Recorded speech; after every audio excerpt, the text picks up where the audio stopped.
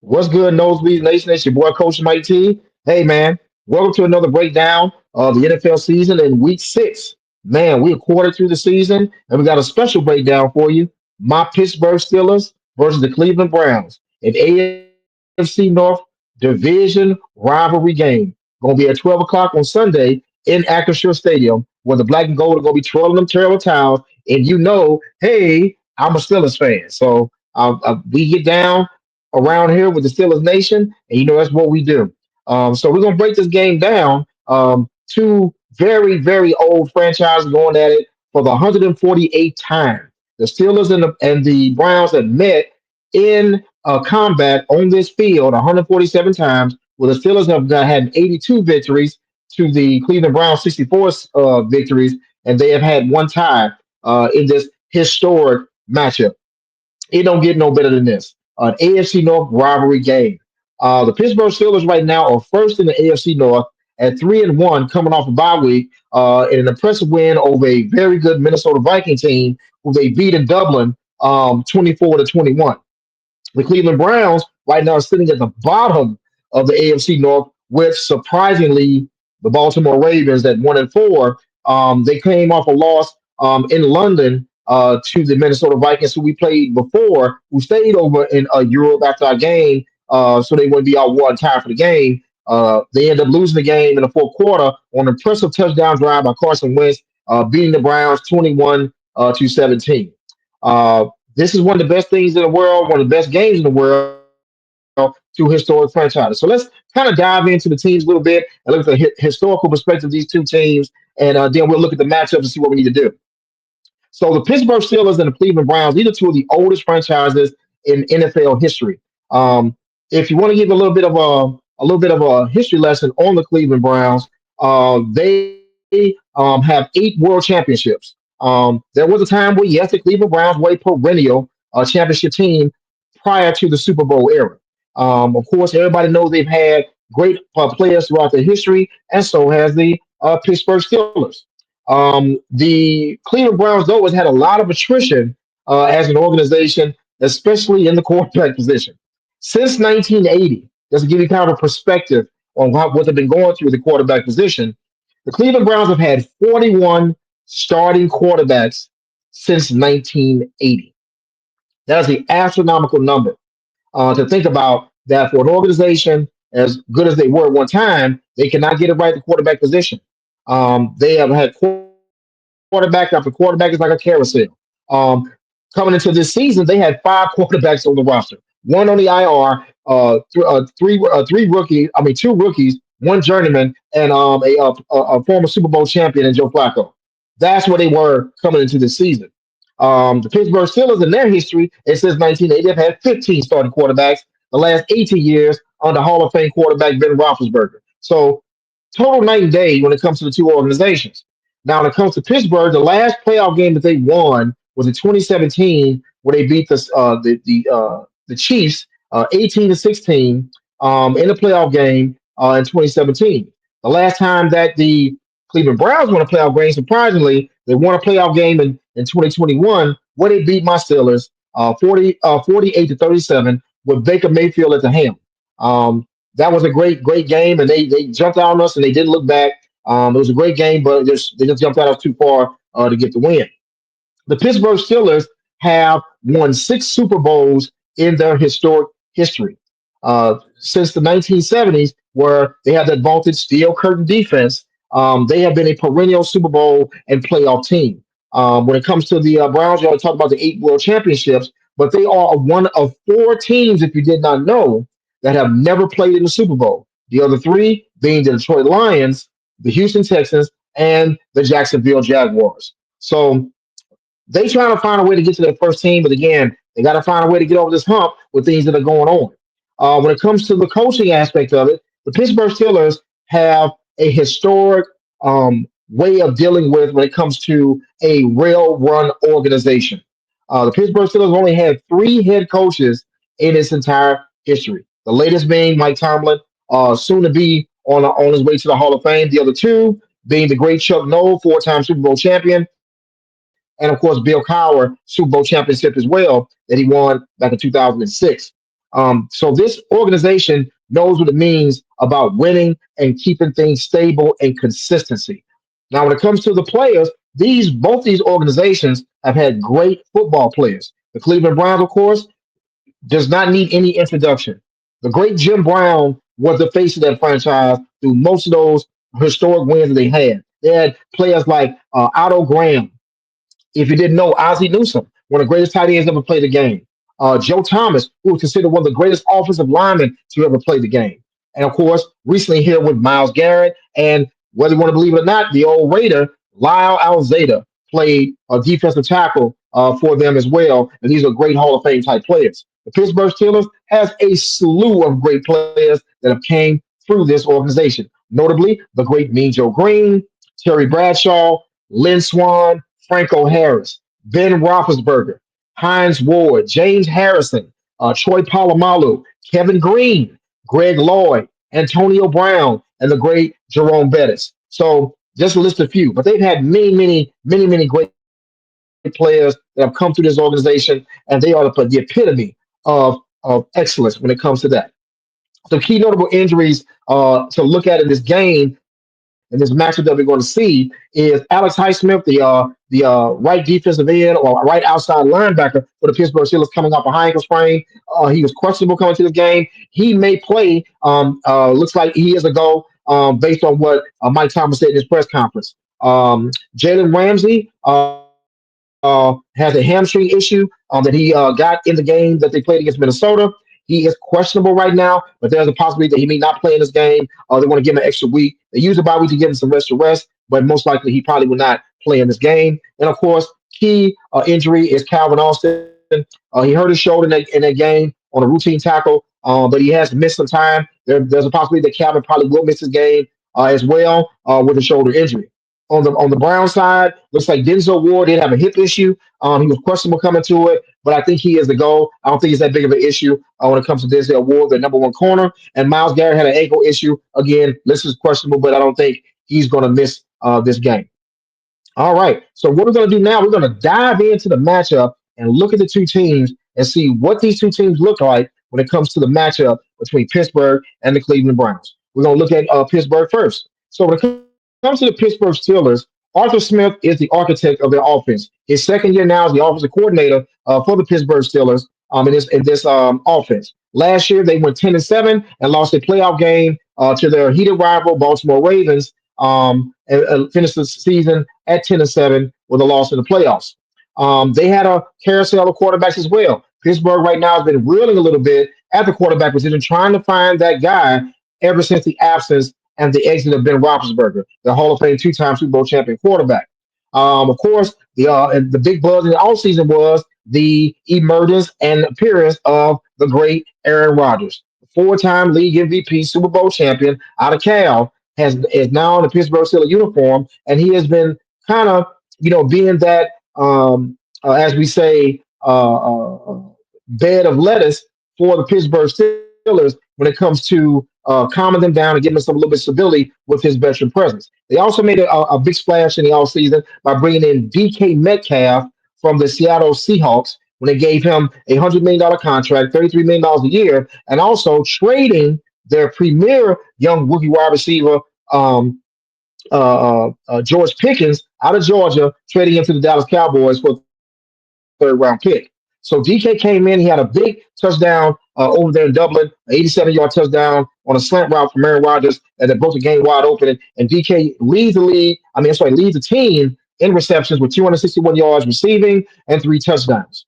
When it also comes to the offense, Kenny Gainwell and Jalen Warren pretty much share time. Now, Jalen Warren was hurt with a knee injury and a late injury on the list for the Dublin game that he injured in practice, and Kenny Gainwell took over as the premier back, and they basically had some success. Kenny Gainwell had 99 yards, almost 100 yards in that game. Where the real is, the Steelers, they struggle real hard on running the football with that young offensive line that they have. They have spent a lot of draft capital on that line from center, guards to tackles, and trying to get them to mesh in that young offensive line.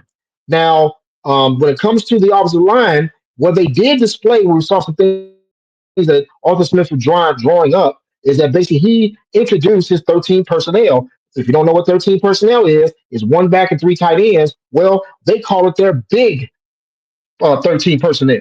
They brought in Spencer Anderson, offensive tackle out of Maryland, as the third tight end to help bolster the edge with him and Darnell Washington, and they ran down the throat of that vaunted Minnesota Viking defense. So best believe they're going to be able to do more of that. And the reason they kind of did that, I don't know if you knew, they also brought in Johnny Smith in the offseason from Miami, who was their leading receiver on the Miami Dolphin team. And they also have a veteran Pat Fryermuth. Well, unfortunately, Pat Fryermuth and Johnny Smith are not great blocking tight ends on the edge. So they bring in Spencer Anderson, they put in Darnell Washington, and they run down people's throat.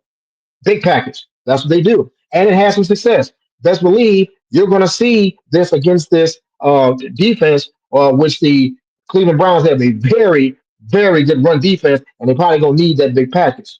The keys and the things you want to watch in this game for Pittsburgh is who is going to be the second receiver. As I told you earlier, Calvin Austin, who is their number 2 receiver, is hurt with a shoulder injury. Most likely, he is not going to be playing. So who? Where's Waldo? Who is going to be the second receiver? Is it going to be Roman Wilson, the wide receiver out of Michigan they drafted last year, who missed the whole last season with an ankle injury? Is it going to be Scotty Miller, the veteran receiver that they brought in through free agency, or will it be the lowly veteran that they've always had, Ben Skowronek? We don't know. Or will it be a committee? We will see. Also, I think that the Pittsburgh still need to find a way. Pat Fryermuth, he has been pretty much non-existent because he's not a good pass rusher. But I think in this game they may need him because they're going to have to find a way to get passes off, especially against this very good Cleveland Brown defense, which is one of the best in the league. When it comes to the defense of the Pittsburgh Steelers, I'm sorry, let's stay on the offense. I'm sorry, on the offense, their offense is ranked number 29th in the league. They are 28th in passing. They're 31st in rush defense, but in the red zone, they're eighth. They did fix their red zone problems. They had an issue last couple of years scoring in the red zone, getting down there, but Aaron Rodgers has shored that up. But they are still a pedestrian offense when it comes to passing the ball down the field and running the ball. And probably can contribute that to the offensive line not being able to pass pro very well and not being able to run very well. Aaron Rodgers was one of the top quarterbacks at one time, and I think he still is the fastest quarterback when it comes to releasing of the ball at 2.4 seconds in the National Football League. I think that C.J. Stroud just overtook him after last week because of the game they played. Of course, the Steelers were on a bye, so I think C.J. Stroud right now is number one. But you got to find a way to do that. Now, when it comes to the Steelers defense, we all know that Pittsburgh is known for this. This is the black and blue division, and when it comes to defense, they are known for how they do it. Since the 1970s, when they were just cracking teams, this is still one of the best defense when it comes to rushing the passer, creating turnovers, and doing what they got to do. But the defense had some problems early in the year, as we all saw. Well, the Pittsburgh Steelers defense is ranked number 28th in the National Football League. That's not too good, even though the Baltimore Ravens right now is number 32. But for Pittsburgh Steelers defense, with all of the free agent acquisitions that they made, all the money that they spent on the side of the ball, you'll think they'd be better than 28th. They are 30th in passing. They give up a lot of pass yards, especially in zone coverage defense, not man to man. They play a lot of zone. When it comes to that, Terrell Austin is their defensive coordinator, and sometimes people have said that he needs to try to change up some things, go more man to man, and try to keep these teams on balance. They are 16th in the red zone. They do very way down the red zone. 16th in the red zone. They do get the ball in the end zone. They learn how to punch it in, but they still have issues because of that not so good rushing line. When it comes to the run offense, they're 19th. They have a hard time running the football. They found some success last week, or maybe this may be a new thing what they do, bringing their big personnel to at least start getting 3 and 4 yard gains to make the downs a little bit more manageable. When it comes to their defense, of course, we all know the star of their defense is the great T.J. Watt out of Wisconsin, the brother of J.J. Watt.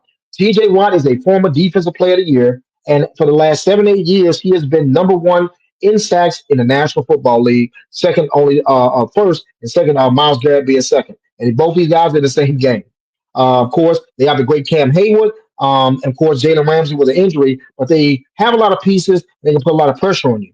The Pittsburgh Steelers are one of the top teams right now in sacks with 14. They get after it. They have three of the best edge rushers in the game when it comes to TJ Watt, when it comes to Alex Highsmith, and the emergence of Nick Herbig. Nick Herbig in the last game made some great pivotal plays, even causing a pass penalty on Carson Wentz when he rushed him in the backfield and he threw a ball and it caused a penalty that moved them back and helped them solidify the game. Nick Herbig is emerging, and they need to find a way to get him more touches on the field. I think they will, from what I heard in the press conference. But one of the keys to their um, team that is overlooked and not looked at, but anybody know AFC North football, that two of the best kickers in the game of football was Justin Tucker for the Baltimore Ravens, and you guessed it, Chris Boswell. Chris Boswell, as Mike Tomlin calls him, is the serial killer. He hits bombs. He is automatic. Two of the best kickers in the league were in that division. Justin Tucker now released by the Baltimore Ravens with an incident that he had. Now, Chris Boswell is the sole lonely veteran and one of the best kickers in the AFC when it comes to making that money. And I'm going to tell you something. When it comes to winning football games, nobody does it better than Chris Boswell. He's one of the lonely veterans in that team. And that's the Pittsburgh Steelers. Let's talk about the Cleveland Browns. So the Cleveland Browns, we all know, has had a lot of attrition too at the quarterback position. They came into this season with five quarterbacks on their roster. That is unheard of. They drafted two, brought two in free agency, brought three in free agency, along with the two rookies that they drafted. Shadur Sanders being one of them. Well, there was a free agent splash where the Cincinnati Bengals are having issues with their quarterback. So the Cleveland Browns and the Cincinnati Bengals actually swapped quarterbacks. Joe Flacco got benched for the Miami game, so the Cincinnati Bengals contacted the Cleveland Browns and traded for Joe Flacco once they made Taylor Gabriel the starting quarterback.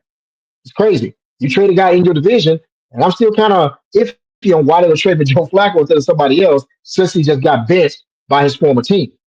But neither here nor there. Taylor Gabriel now is the starting quarterback for the Cleveland Browns. He made his debut going 19 and 33 for 190 yards against the Minnesota Vikings with two touchdowns. Very impressive debut. He did very well in the game. One of the things that I was impressed with was his poise in the pocket and how he passed the ball, and they protected him very well. But the savvy veteran Carson Wentz went down the field, and his defense let him down, which was shocking, especially how good the defense of the Browns are. Also, let's not highlight that Taylor Gabriel has played 6 years in college. He has played a lot of football, so this is nothing new to them, and that's why he looks so polished because, in fact, he's played so much football out of University of Oregon.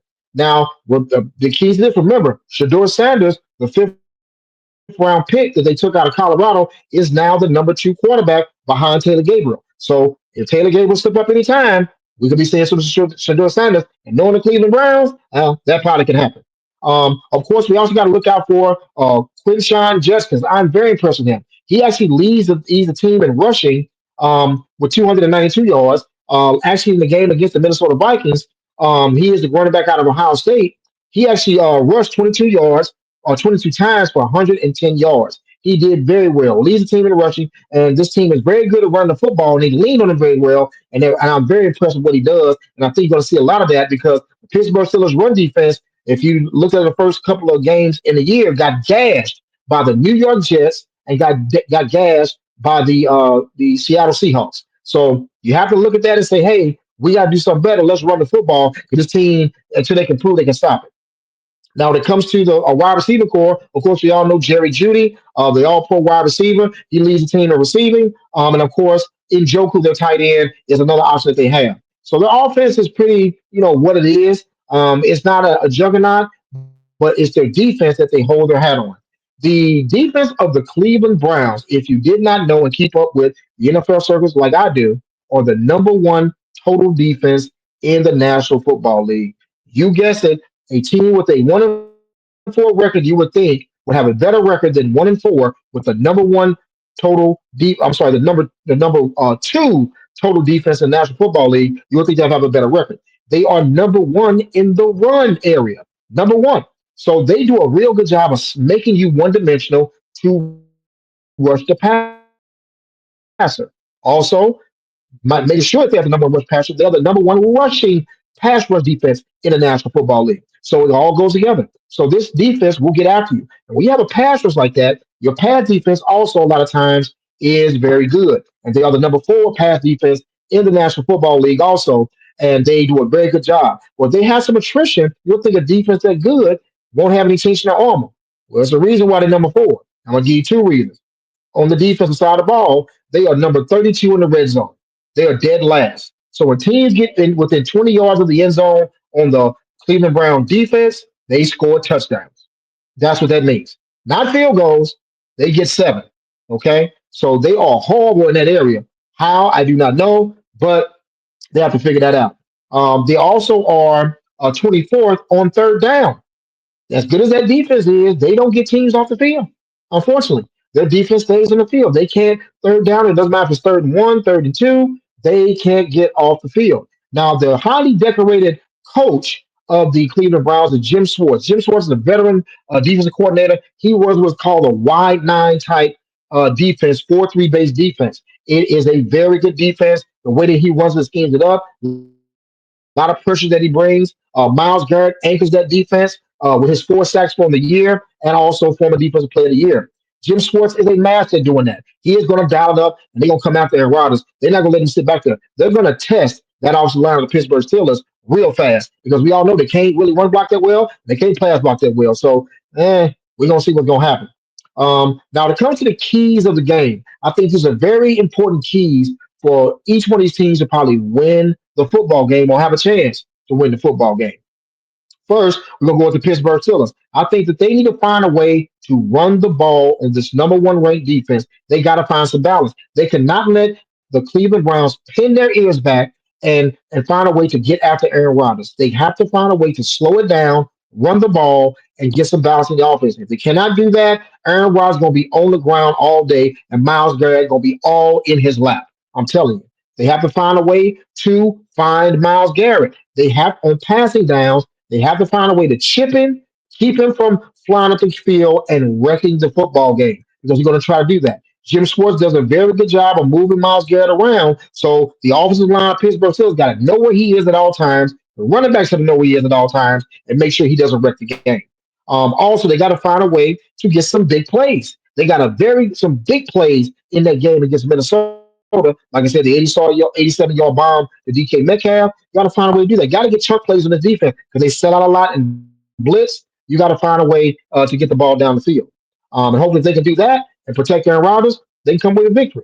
When it comes to the Cleveland Browns, also too, they got to find a way to run the football. They do it very well. That should be a emphasis right now against this Steelers defense. The Steelers run defense right now is ranked number 19th. They've made some headway on it a little bit. They corrected some things, but I will still test that to see if they have corrected those things. And I think the Cleveland Browns have the offensive line to be able to do that, run the ball, establish that, protect the passer. And that way, you run the ball with Judkins. I think he'll probably gas them if they can open up some deep holes. Also, they have to find a way to limit the turnovers. The Pittsburgh Steelers are one of the best teams in the league at taking the ball away. The differential. They have 7 forced fumbles in the National Football League, which I think is like second or third in the league. They also have 4 interceptions. I'm sorry, 5 interceptions when it comes to intercepting the ball. So Pittsburgh historically does that. They're going to take the ball away. You put the ball out there, it's going to be on the ground or it's going to get intercepted and going the other way. They have to find a way to also protect Gabriel. Pittsburgh is also one of the best teams at rushing the passer and sacking the quarterback. They are tied for fourth in the National Football League with 14 sacks. And of course, they have the Defensive Player of the Year, formerly TJ Watt. They also have the emergence of Nick Herbig and Cam Hayward pushing up the middle. And also now Alex Highsmith is back in the saddle. So they have their full complement of pass rushers. And I guarantee you, they coming after the young boy Taylor Gabriel. So they might as well buckle up his chin strap. And that offensive line better be ready because they're going to dial it up. They have Yaya Black. They have all these guys going to try to put pressure, and they got to find a way to protect the young boy. They're going to try to get after him. Okay?